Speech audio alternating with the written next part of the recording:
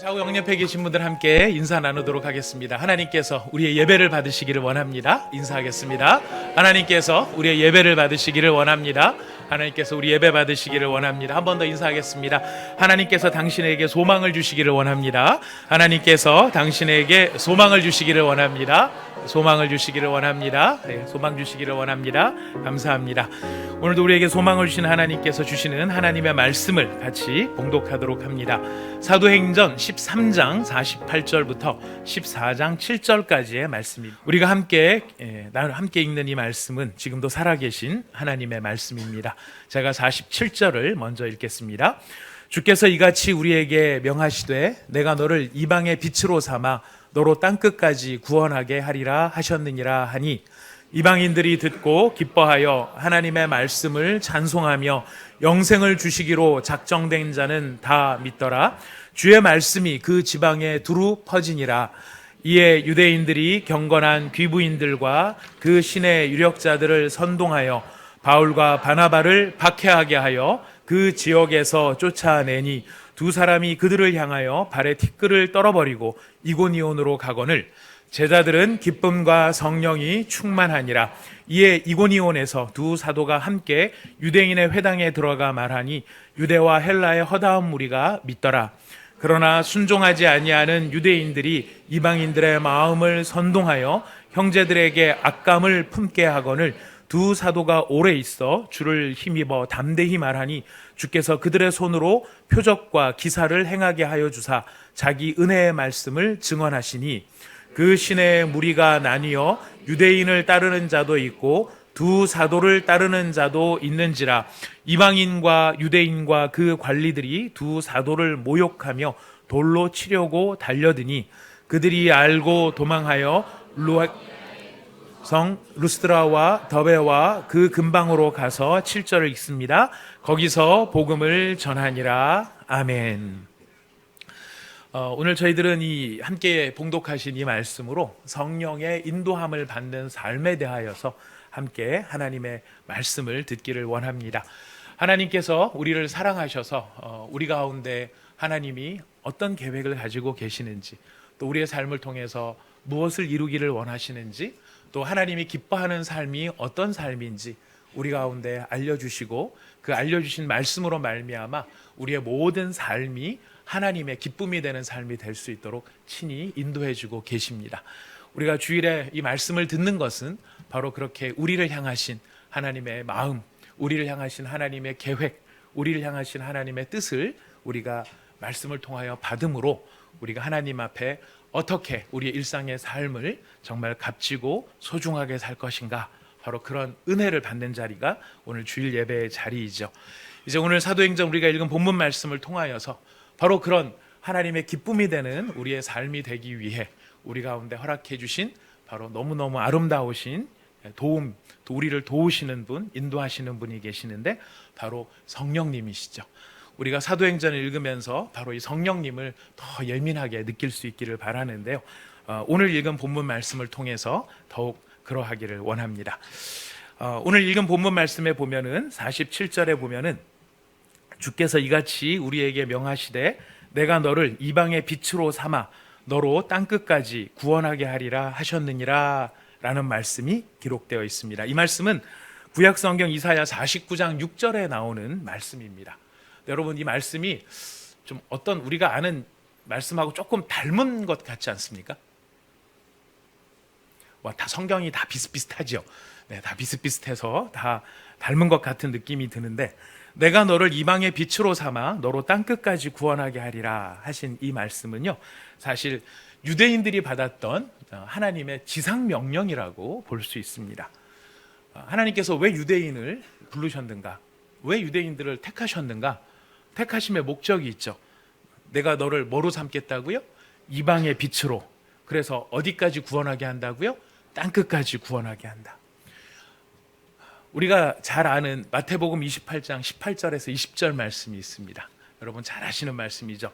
예수께서 나와 말씀하여 이르시되 하늘과 땅의 모든 권세를 내게 주셨으니 그러므로 너희는 가서 모든 민족을 제자로 삼아 아버지와 아들과 성령의 이름으로 세례를 베풀고 내가 너희에게 분부한 모든 것을 가르쳐 지키게 하라. 내가 세상 끝날까지 너희와 항상 함께 있으리라. 우리에게 주신 지상 명령, 바로 그 명령과 너무나 닮아 있다는 것을 우리는 발견할 수 있습니다. 바로 하나님께서는 처음 유대인들을 택하실 때부터, 사실 아브라함을 택하실 때부터 유대인들을 향해서 또 세상을 향해서 가지셨던 것은 땅끝까지 구원하시는 바로 그 계획을 우리 하나님께서는 가지고 계셨던 것입니다. 이렇게 해서 유대인들을 택하시고 유대인들을 통해서 이루시고자 하셨던 하나님의 비전은 그 유대인들 가운데서 메시아가 오게 하심으로 이 비전이 이루어지게 됩니다. 하지만 정말 안타까운 것은, 또 놀라운 것은 무엇이냐면, 유대인의 족속을 통하여서 메시아가 오셨지만 나머지 유대인들은 어떤 모습을 갖게 되었는가?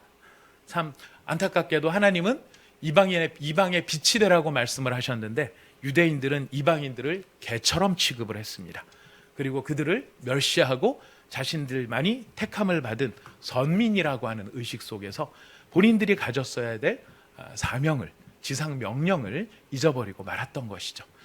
그 결과 역사는 어떻게 귀결이 됩니까? 우리가 잘 아는 것처럼 예수님 이후에 2000년 동안 유대인들은 모든 민족들 가운데 박해받는 민족이 되고 2차 대전을 통하여서 거의 말살의 위기까지 가게 되는 참 어마어마한 고난을 당하는 것을 보게 됩니다. 이 말씀을 묵상하면서 이런 생각이 들었습니다. 하나님의 자녀들은 하나님의 뜻대로 살아야 고난이 없는 것이겠구나. 혹은 고난이 덜한 것이겠구나. 하나님은 유대인들을 자기 백성으로 삼으신 이유가 그냥 유대인들 자존심 세워주려고 하나님께서 그들을 자녀로 삼으신 게 아니죠. 고귀한 사람, 선택받은 사람, 놀라운 사람, 이렇게 하기 위해서 부르신 것이 아니라 이방의 빛으로 삼기 위해서 부르셨지만, 그러나 그 사명을 잊어버리고 자기 자신만을 위해서 살아갔을 때 그들은 그 사명을 완수하지도 못하고 오히려 많은 고난 가운데 던져졌던 것을 우리는 보게 됩니다.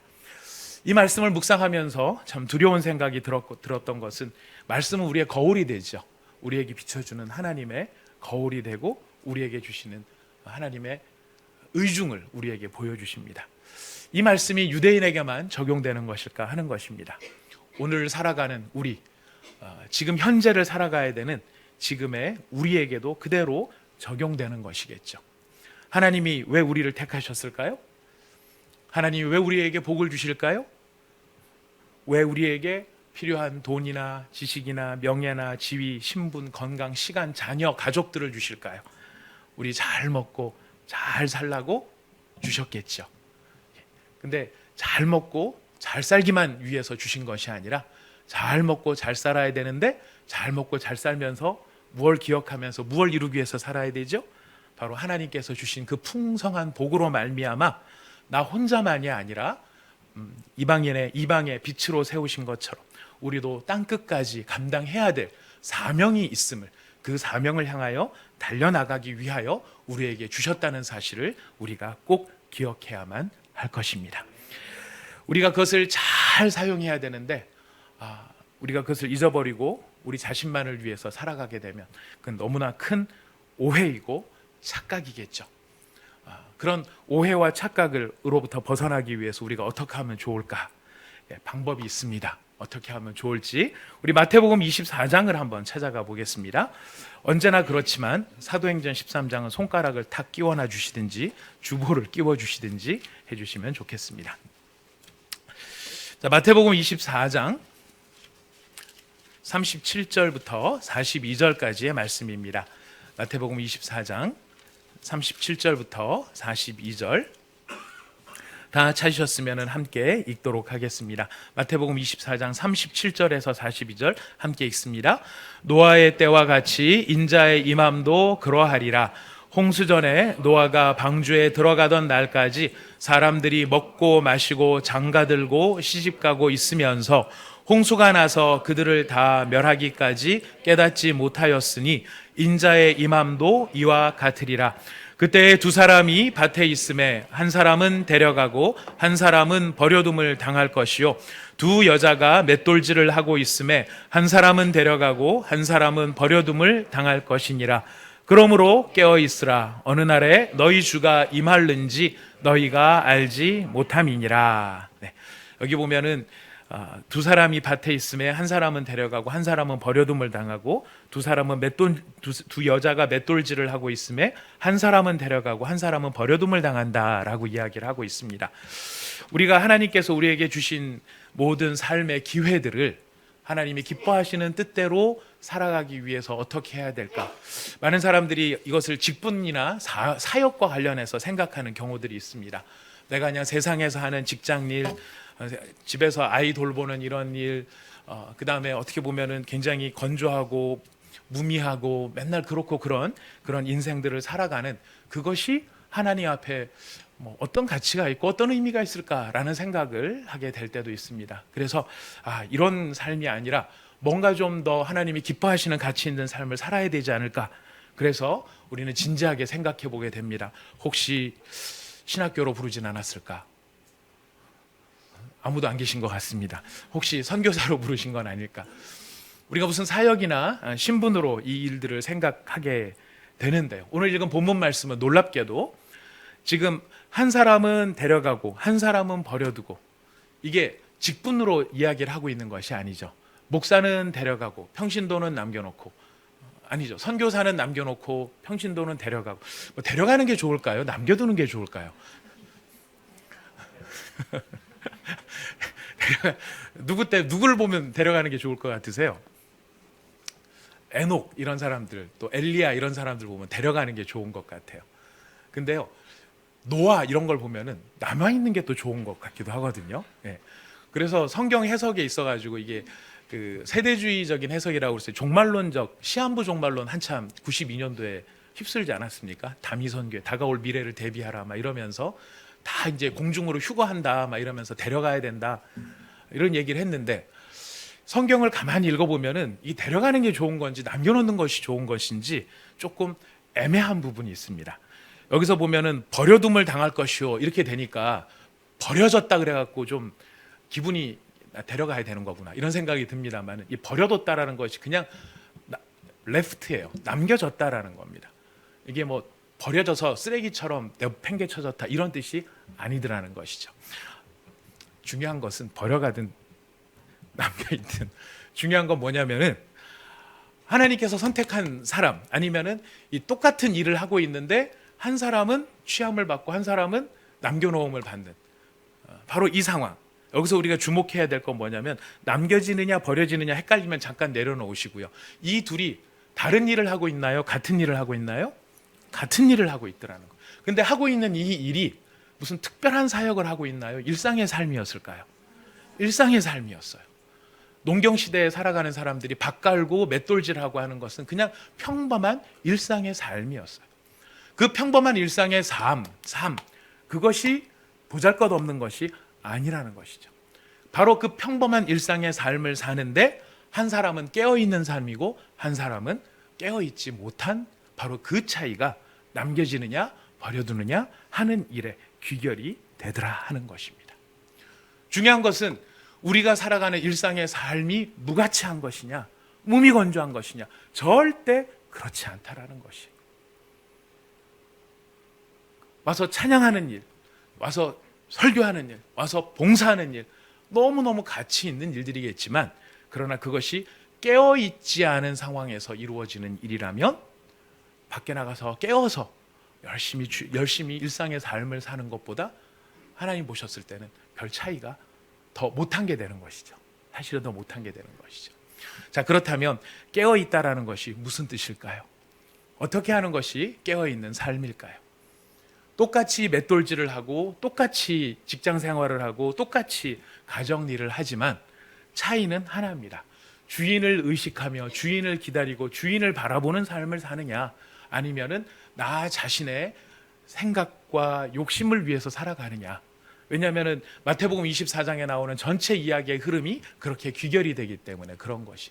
깨어있는 사람은 깨어서 뭐를 하느냐면 주인을 기다려요. 그런데 다른 종을 보면 주인이 더디 올 거라고 생각해서 마시고 먹고 술 취해서 동료를 때려요. 무엇이냐면은 주인을 바라보는 삶이 아니라 자기 기분을 따라 사는 삶이라는 것입니다. 그렇기 때문에 깨어있는 삶이라고 했을 때 가장 중요한 것은 바로 주인을 바라보는 삶인데요. 주인을 바라보도록 돕는 분이 누구실까요? 성령님이신 거예요. 그래서 남겨지느냐 아니면 데려감을 당하느냐, 뭐가 어떻게 좋은지는 모르겠지만 하나님이 선택한 사람이 된다라는 것은 바로 성령의 인도함을 받는 삶, 성령의 인도함을 받는 사람이 바로 깨어있는 사람이라는 것을 우리가 기억해야 할 것입니다. 사도행전은 바로 그렇게 성령의 인도함을 받는 사람들이 어떻게 살아가느냐 하는 것을 우리에게 가르쳐 줍니다. 여러분, 사도행전에서는 성도들이 등장하고 성도들의 모임인 교회가 등장을 합니다. 그런데 그 성도들의 모임인 교회와 성도들에게 주신 예수님의 큰 사명이 있어요. 아까 우리가 처음에 이야기한 것과 같아 땅끝까지 이르러 예수님의 증인이 되는, 빛이 되어지는 사명을 우리가 살아야 하는데, 그런데 사도행전에 보면은 그 일을 감당해야 될 교회나 성도의 수준과 실력이 적나라하게 드러납니다. 외부적인 어려움에 직면을 하죠. 초대교회가 참 누군가를 해롭게 한 일이 없는데 사람들에게 미움을 받고 모함을 받습니다. 협박과 폭력이 찾아오고요. 마침내는 순교자가 나오는 그런 일들을 당하게 됩니다. 그런데 이런 외부적인 어려움보다 사실 초대교회에 진짜 실력들이 막 드러나는 장면이 있는데 내부적인 어려움이 생겨요. 여러분, 우리가 생각할 때 예루살렘 교회는 성령 충만한 공동체인데 거기서 내부적인 무슨 문제가 있었죠? 우리 다 앞에서 했었습니다. 오면서 쭉 했었습니다. 내부적인 어려움, 어떤 어려움이 있었습니까? 재산을 팔아서 다른 사람에게 나누어주는 아름다운 일이 일어나는 공동체 안에 동시에 어떤 일이 일어났어요? 그 나눔이 공평하지 않다고 불평하고 원망하는 사람들이 생기더라는 거예요. 누군가는 헌신을 해서 재산을 내놓는데 그 재산으로 혜택을 받아야 되는 사람들은 왜 공평하지 않느냐라고 원망하고 불평하는 사람들이 생겨나더라는 거예요. 다른 사람이 선행을 하는 것 때문에 칭찬을 받는 것을 보고 그걸 부러워한 나머지 선행을 가장해서 거짓말로 칭찬을 받으려고 하다가 성령 하나님을 속이는 일이 어디에서 벌어져요? 초대교회 안에서 벌어지더라는 거예요. 이것이 사명을 완수해야 될 성도의 삶, 또 교회의 상황, 실력과 수준이 어때요? 사실 우리가 생각하는 것만큼 완벽하지 않더라는 것입니다. 여러분, 어떻게 교회가 그럴 수 있을까요? 그죠? 어떻게 교회가 그럴 수 있을까요? 좀 기분이 안 좋으십니까? 예, 여러분, 성도가 어떻게 그럴 수 있을까요? 그럴 수 있어요. 그럴 수 있어요. 당연히. 사실 그렇게 하는 것이, 그런 모습이 당연한 거예요. 교회 안에 그런 원망과 불평과 다툼과 미움이, 시기가 이런 것들이 있다는 것이 당연해요. 어떻게 교회가 그렇게 당연한가? 예, 당연할 수밖에 없는 게 무엇이냐면요, 우리가 크게 한 가지를 전제해 놔야 될 게 있습니다. 여러분, 예수 믿어서 변화되어 새 사람 된다라고 하는 것, 여러분, 새 사람이 된다는 것은 그가 천사가 된다는 말입니까? 천사 여러분, 여기 다 새 사람 되신 분들이신데요, 그죠? 예수 믿어서 새 사람 되신 분들인데, 우리의 오해는 어디에 있느냐면은 우리가 예수를 믿게 돼서 변화되었다 그랬을 때 우리의 성품과 인격과 삶의 태도가 순식간에 변해서 아예 죄는 생각도 안 나는 그런 천사처럼 되는 거다라고 생각을 해요. 그래서 그 생각 때문에 무슨 오해가 있습니까? 교회에 다툼이 있고 미움이 있고 원망하는 일이 있으면 어떻게 교회가 그런 일을? 어떻게 성도가 그럴 수 있어? 예. 그래서 우리가 더 시험이 크게 드는 것 같습니다. 여러분, 꼭 기억하십시오. 우리가 변화되어졌을 때 우리는 천사 되는 게 아니고요, 딱 한 가지 변해요. 뭐가 변하냐면 신분이 변해요. 신분이 변하는데 어떤 신분에서 어떤 신분이 돼요? 마귀의 자식에서 하나님 자식이 되는 거예요. 우리가 예수 믿어 변화되었다 그랬을 때 그 변화는요, 우리의 기질과 성품과 이런 것들이 하루아침에 휙 변해갖고 되는 게 아니고 뭐가 변하는 거라고요? 신분이 변하는 거예요. 신분이 변화돼서 이전에는 마귀 자식이었는데 이제는 하나님의 자녀가 된 거예요. 하나님의 자녀가 되었는데 면은 아직 안 변하고 있죠? 성품과 인격과 삶의 태도와 본질과 본성과 이런 것들은 여전히 그냥 남아있는 거예요. 여러분, 사람이 그렇게 쉽게 변하는 존재가 아니죠. 만만한 일이 아닙니다. 누굴 보면 알아요? 오늘 설교 끝입니다. 네. 나를 보면 알아요. 참 안 변해요. 정말 안 변해요. 자, 예수의 영이신. 근데 그러면 우리가 그런 생각이 들고 뭐하러 예수 믿나? 뭐 이런 생각이 들 수도 있어요. 뭐 세상이랑 똑같은데 그럼 뭐 신분 변해서 죽으면 천국 가고 그게 그냥 전부인가 하는 그런 생각이 들 수 있습니다. 예수의 영이신 성령님께서 내 안에 들어오시면은요, 어떤 일을 하시냐? 우리의 영혼을 밝혀주세요. 그리고 우리의 어두운 영혼 가운데 빛을 비춰주세요. 그런데 여기서 우리가 기억해야 될 게 뭐냐면은 우리의 영혼에 빛을 비춰주시는 것이지 내가 빛이 되는 것은 아니라는 거예요. 성령께서 오셔서 우리의 어두운 동굴과 같은, 깊은 동굴과 같은 우리 내면을 예수의 은혜의 빛으로 구석구석을 밝혀주세요. 근데 많은 사람들은 내가 예수를 믿으면 내가 빛이 된다라고 생각을 하는지 모르겠어요. 그리고 예수님이 내 안에 들어오시면은 예수님은 참된 생명이시기 때문에 참된 생명이신 예수님이 나의 영혼 안에 생명을 공급해 주심으로 나의 영혼에 생기가 서서히 올라오기 시작을 합니다. 그리고 선한 것, 아름다운 것들이 우리 속에서 조금씩 자라기 시작을 하면서요, 예수 생명의 현상 중에 가장 예수 생명다운 것이 무엇이냐면 용서와 이해와 사랑이에요. 그런 일들이 우리 속에서 조금씩 그런 생명 현상이 생겨나더라는 거예요. 누구 때문에? 예수님 때문에. 그래서 우리는 한순간도 예수님을 떠나서는 스스로 빛을 낼 수 없어요. 우리는 예수님을 떠나서는 스스로 생명 현상을 일으킬 수가 없는 거예요. 그래서 우리가 매 순간 누구를 찾아야 된다고요? 예수님을 찾아야 돼요. 예수님을 찾지 않는 순간 도로 우리는 어두워져요. 예수님으로 떠나는 순간 우리는 용서, 이해, 사랑, 상대편이 할 만해야 그 사람이 그럴 만한 자격이 돼야 하는 거지. 이런 마음들이 우리를 지배할 수 있게 된다는 것입니다. 저는 이것을 제 나름대로 전문 용어로 하나 만들었습니다. 여러분, 우리는 구원받기 전에 우리의 상태, 아마 새가족반을 하셨거나 제자반, 사역반 하실 분은 여러 번 들으셨을 겁니다. 구원받기 전에 우리의 상태는요, 비유하자면 바퀴벌레 같아요. 우리는 뭐를 좋아해요? 어두움을 좋아하고, 또 여러분, 방위와 바퀴벌레 공통점 세 가지를 혹시 들어본 적 있으신가요? 제가 방이라서 알고 있는 방위와 바퀴벌레 공통점 세 가지는 일반적으로 여자들이 싫어한다. 네. 두 번째, 때로 몰려다닌다. 네. 세 번째, 밤만 되면 기어 나온다. 저희들이 퇴근하고 바깥으로 주로 나갔거든요. 그래서 밤만 되면 기어 나온다. 재미없으신가요? 저 재밌었는데. 자, 그런데 보면은 밤만 되면 기어 나온다. 뭡니까? 어두움을 좋아한다는 거죠. 바퀴벌레가 좋아하는 것은 썩은 음식을 너무너무 좋아합니다. 그렇죠? 근데 그 바퀴벌레가 썩은 음식 먹을 때 나는 정말 나도 깨끗한 음식 먹고 싶은데 하나님이 나한테 주신 사명이 자연의 분해자로 썩은 음식 분해하라고 주셨으니까 난 정말 눈물을 흘리면서 고통 중에 이 썩은 음식을 나는 먹고 있어. 이러면서 먹을까요? 아니면 맛있어서 먹을까요? 맛있어서 먹는 거예요. 여러분, 우리가 죄를 지을 때 막 죄 짓기 싫은데 내가 여기서 죄를 안 지으면 예수님의 십자가가 무효가 되잖아. 예수님 십자가 지실 필요가 없잖아. 그러니까 나는 예수님 십자가를 위해서라도 나는 죄를 지어야 돼. 막 이러면서 죄를 짓나요? 아니에요. 우리가 죄를 지을 때는 싫어서 죄를 짓는 게 아니라 그 죄가 재미있고 달콤한 거예요. 죄인이 죄를 짓는 거는요, 좋아서 짓는 거예요. 싫은데 짓는 거 아니에요. 우리의 본성이에요. 바퀴벌레 같아요.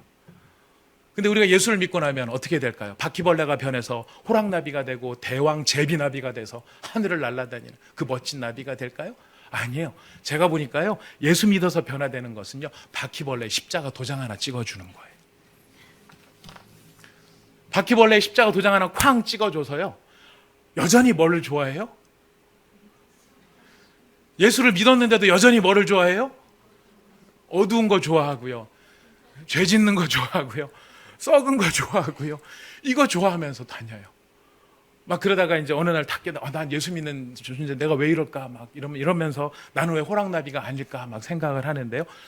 그럼에도 불구하고 우리가 예전 바퀴벌레와 달라진 것은 뭐가 우리한테 찍혀있기 때문이다? 십자가 마크가 찍혀있기 때문이다. 바로 그 십자가 마크가 찍혀있는 우리들의 몸부림, 그 몸부림 속에 누가 지금 일하고 계시냐면 성령님이 일을 하고 계시는 거예요. 그 성령님이 우리 가운데 오셔서 우리의 내면에 예수의 영의 빛을 비춰주시고 은혜의 생명 현상을 주시기 때문에 그렇게 실력이 안 되고 모자란 초대교회 성도들이 하나님의 사명을 감당해 나가더라는 것이에요. 나면서부터 앉은뱅이를 고치질 않나, 이방인 내시가 복음을 듣지를 않나, 죽었던 사람이 살아나지를 않나, 목숨보다 중요한 재산을 내놓지를 않나, 이 모든 게 누가 그 안에서 일하시기 때문에 생긴 현상이에요? 성령님께서 생기시더라는 거예요. 자, 그렇다면 우리 안에도 초대교회뿐만 아니라 우리 안에도 성령이 일을 하십니다. 여러분, 성령님이 오셔서 우리 안에 예수의 영이 오셔서 일을 하시면은요, 크게 두 가지 사역을 하세요. 하나는 무엇이냐면은 은혜의 빛을 우리에게 비춰주세요. 아까 말씀드렸죠. 우리 스스로가 빛이 아니고 예수님의 빛이 우리 안에서 비춰지시기 때문에 우리 안에서 이제 빛이 나기 시작을 하는데, 여러분, 이 놀랍게도요, 은혜의 빛이 우리 가운데 비춰지면 우리는 좋을까요? 싫을까요? 행복할까요? 기쁠까요? 나쁠까요? 은혜의 빛이 비춰지잖아요. 놀랍게도요, 성령 충만하면 막 기쁨이 넘치고 감사가 넘치고, 물론 맞아요, 이런 현상들이 생기는데, 그러나 그 현상만 생기는 게 아니라 놀랍게도 은혜의 빛이, 성령이 우리 안에서 역사하시면은요, 우리 안에 갈등이 생기고요, 비통함이 생기고요, 자괴감이 생겨요. 왜 그런지 아십니까? 그것은 예수님의 은혜의 빛이 비춰지기 전에는 나는 내 안의 어두움이 그게 정상이라고 생각하면서 살았어요. 그런데 은혜의 빛이 딱 비춰지니까 내 안에 막 이상한 지네 같은 벌레도 돌아다니고 있고, 이 안에 막 썩은 물이 고여 있고, 막 이런 게 보이기 시작을 하는 거예요. 그전에는 어두워서 못 봤는데 예수의 은혜의 빛이 비춰지니까 내 안에 온갖 이런 더러움이 있구나, 열심히 살았다고 살았지만 되게 이기적이었구나, 나는 나밖에 몰랐구나, 난 나 혼자 잘 살면 다 충분한가라고 생각했는데 그게 너무나 죄인의 삶이었구나 하는 것이 깨달아진다는, 그런 실체들을 맞이하게 되니까 우리 안에 내 실체를 딱 보면서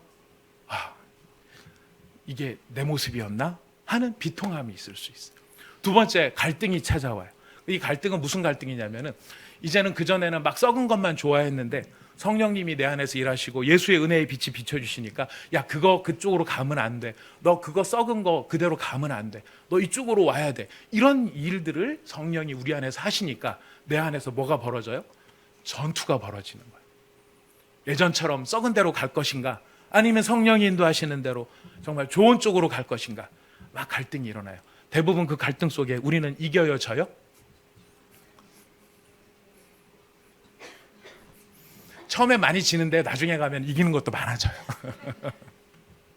그런 갈등이 찾아오죠. 두 번째, 자괴감이죠. 바로 그 갈등에서 판판이 지는 내 자신의 모습을 보며 나 같은 게 무슨 예수 믿는 사람일까, 이런 자괴감이 몰려와요. 그래서 어떤 때는 이런 상황이 쭉 지속이 되다 보면 우리는 무기력증에 빠질 수도 있어요. 영적인 무기력증. 난 아무것도 못해, 이런 생각이 들 수 있다는 거예요. 근데 여러분, 놀랍게도요, 난 아무것도 못해, 난 영적으로 너무 무기력해 라고 하는 것을 깨닫는 그 깨달음이 여러분 어떻게 생기는지 아십니까? 희한하게도요, 예수의 은혜의 빛이 비춰질 때 무기력함을 깨달아요. 무슨 뜻입니까? 내가 이래서 되나? 내가 이대로 이렇게 살아도 되나? 이런 현상이 생기는 것이 누구의 은혜의 빛이라고요? 예수의 은혜의 빛이에요. 여러분 마음 안에 이런 갈등과 비통함과 자괴감과 무기력함이 깨달아진다면 여러분이 가짜라서 그럴까요? 진짜라서 그럴까요? 다시 한번 묻습니다. 여러분, 가짜라서 그럴까요? 진짜라서 그럴까요? 진짜라서 그래요. 그러니까 좌절해야 됩니까? 좌절하지 말아야 됩니까? 좌절하면 안 되는 거예요. 절대 좌절할 이유가 아니에요. 왜 그런 마음을 깨닫는다고요? 예수님의 은혜의 빛이 비춰졌기 때문에. 두 번째로, 예수님의 생명의 현상들이 생겨요. 앞에 나온 거는 은혜의 빛이 비춰지니까 막 좋은 건데도 불구하고 우리한테 이런 부정적인 사실 현상처럼 느껴졌지만, 또 그 상황 속에서 예수의 생명의 현상이 생기는데, 그건 뭐냐면 이유를 알지 못하는 감사와 찬송이 스물스물 올라오기 시작한다는 거예요. 좋아서 좋은 것도 있어요. 생각하지도 못했는데 어떤 일이 확 좋은 일이 벌어지면 좋겠죠. 그러나 예수의 생명 현상은요, 좋지 않은 일이 벌어졌는데 그 상황 속에서도 뭔가 감사한 일들이 우리 마음에서 올라온다는 거. 하루 종일 회사 업무에 시달리다가 댁으로 돌아가십니다. 댁으로 돌아가시면은 어떻게 하고 싶으세요? 팍 찾아서 좀 쉬고 싶어요. 딱 쉬고 싶은데 딱 들어가자마자 사춘기 고1, 고2, 고3 자식놈이 공부는 안 하고 디비 자고 있고, 저희 집 얘기 아닙니다. 분명히 선언하고 가겠습니다. 제가 너무 저희 아들을 이상한 애들을 만들어 놔가지고 아닙니다. 꼭 그렇지 않습니다. 근데 집에 들어가 보면은 뭐 그냥 좀 쉬고 싶은데 그냥 또 배우자 간에 서로 이야기를 나누다가 보면은 또 막 마음에 짐이 되는 일들이 벌어질 수 있어요. 밖에서도 시달리고 안에서도 시달리고, 그러다 보면 우리 안에 무슨 생각이 듭니까? 도대체 나는 쉴 데가 어디 있나? 나는 어디서 마음의 안식을 얻나? 이런 생각이 들 때가 있어요. 그래서 그 안식을 찾으려는 사람들이 잠깐 그걸 잊고자 술을 마시기도 하고 뭐 다른 일로 우리가 막 빠져나갈 때가 있어요. 하지만 성도는 어때요? 나는 쉴 데가 어디 있나 하는 그 순간에 희한하게, 여러분 그런 경험 많이 해보시죠? 내 안에서 힘이 날 일이 없는데 힘이 올라와요. 희한해요.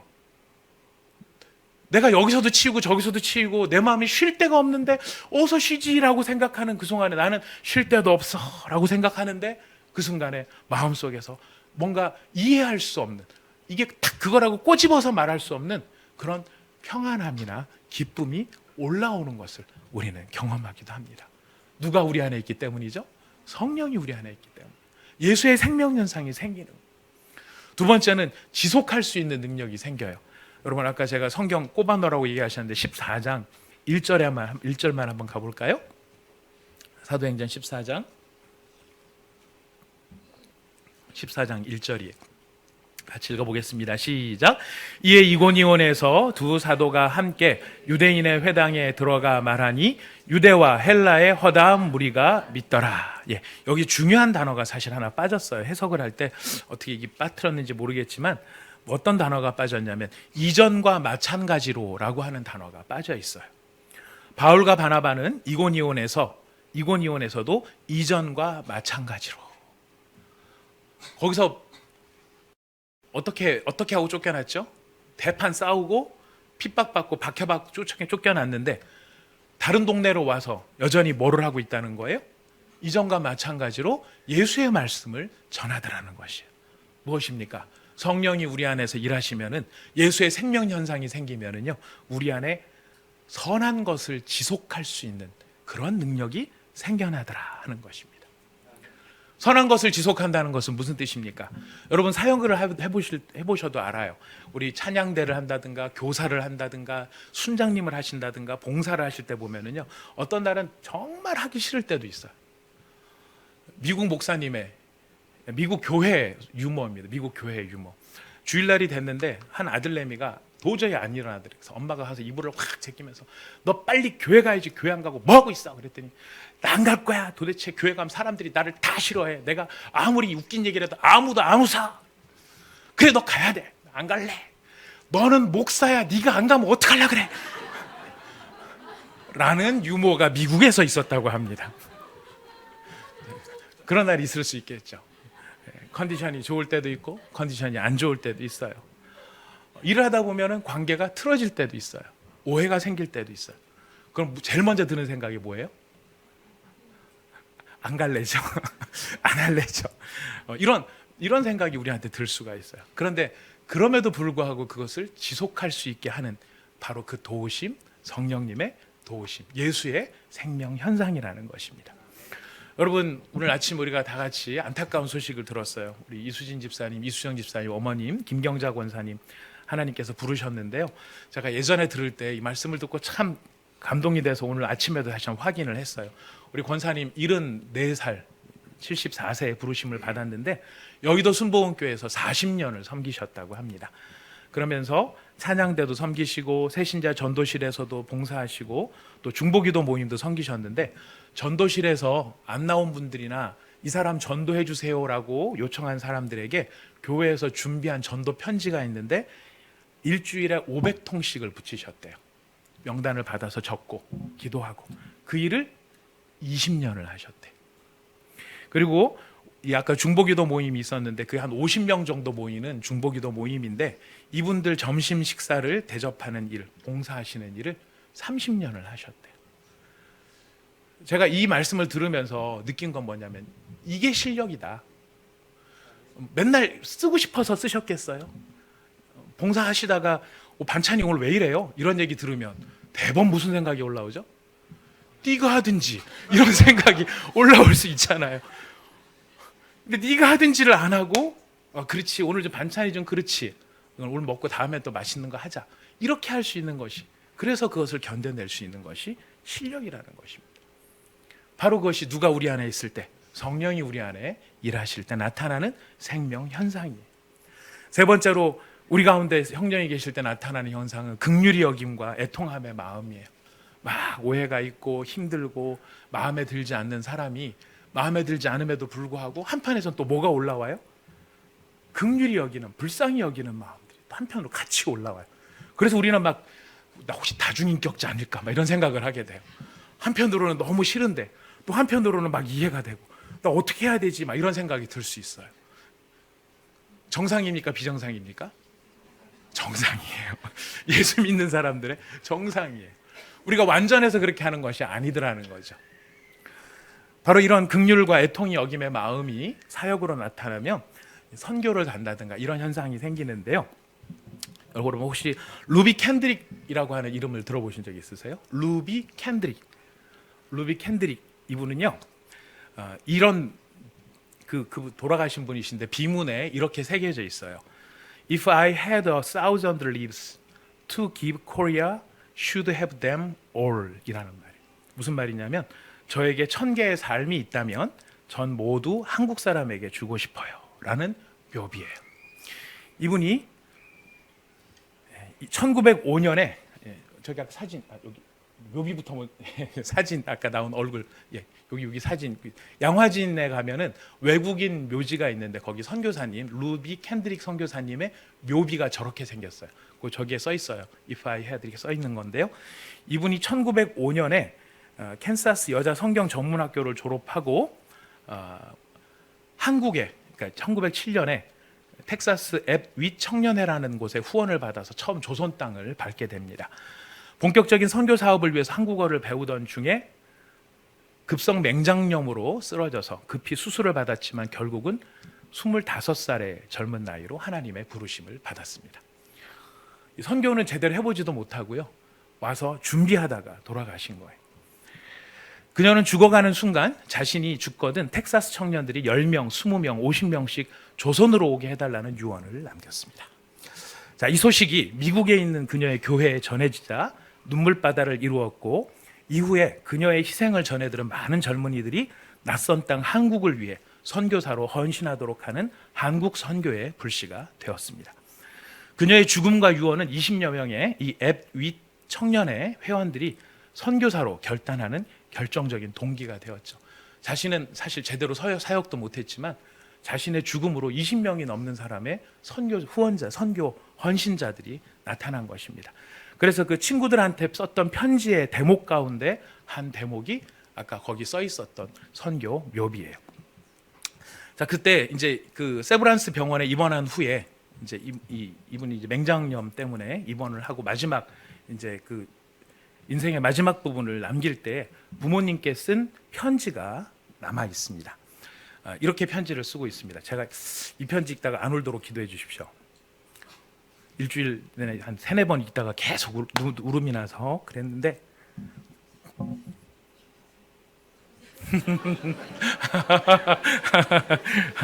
네. 사랑하는 아버지 어머니, 이곳 조선 땅에 오기 전 집들에 심었던 꽃들이 활짝 피어났다는 소식을 들었을 때 하루 종일 집 생각만 했습니다. 욕심쟁이 수지가 그 씨앗을 받아 동네 사람들에게 나누어 주었다니 너무나 대견스럽군요. 아마 내년 봄이 되면 온통 우리 동네는 내가 심은 노란 꽃으로 덮여 있겠군요. 아버지 어머니, 이곳 조선 땅은 참으로 아름다운 곳입니다. 모두들 하나님을 닮은 사람들 같습니다. 선한 마음과 복음에 대한 열정으로 보아 아마 몇십 년이 지나면 이곳은 하나님, 예수님의 사랑이 넘치는 곳이 될 것 같습니다. 저는 복음을 듣기 위해 20km를 맨발로 걸어오는 어린아이를 보았을 때 그들 안에 있는 하나님의 사랑 때문에 오히려 위로를 받았습니다.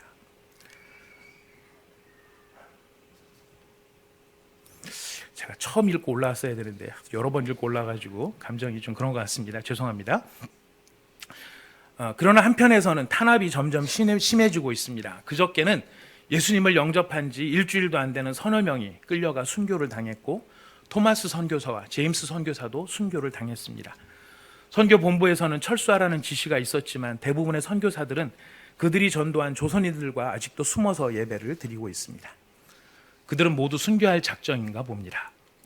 오늘 밤은 유난히도 고향으로 돌아가고 싶습니다.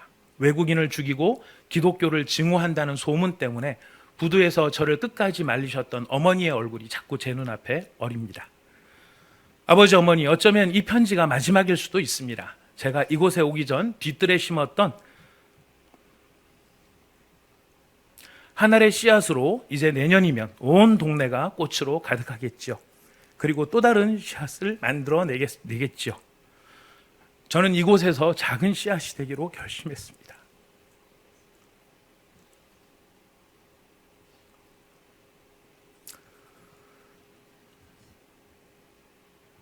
제가 씨앗이 되어 이 땅에 묻히게 되었을 때 아마 하나님의 시간이 되면 조선 땅에는 많은 꽃들이 피고 그들도 여러 나라에서 씨앗이 될 것입니다.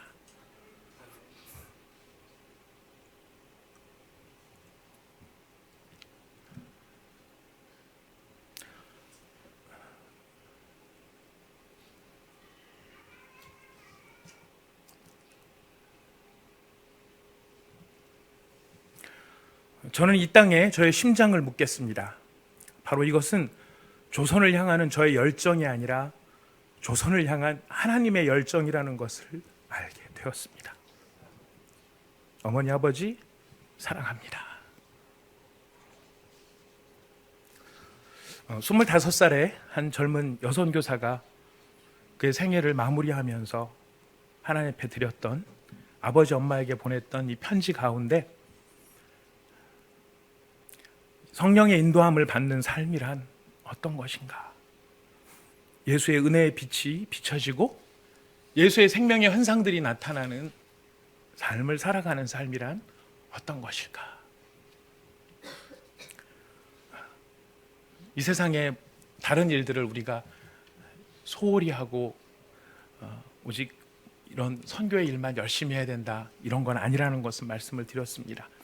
그런 것이 아니라 바로 예수의 제자의 삶이란 성령의 인도함을 받는 삶이고, 그 삶은 내면에 갈등이 있고 내게 자괴감이 있고 내게 여러 나를 상심시키는 일이 많다 할지라도 그곳에서 그 자리를 견뎌내고 그곳에서 생명의 씨앗을 뿌리고 그 씨앗이 새로운 꽃으로 피어날 것을 바라보는, 소망하는 하나님의 열정을 깨달은 사람의 삶, 바로 그것이 성령의 인도함을 받는 사람의 삶의 모습일 것입니다.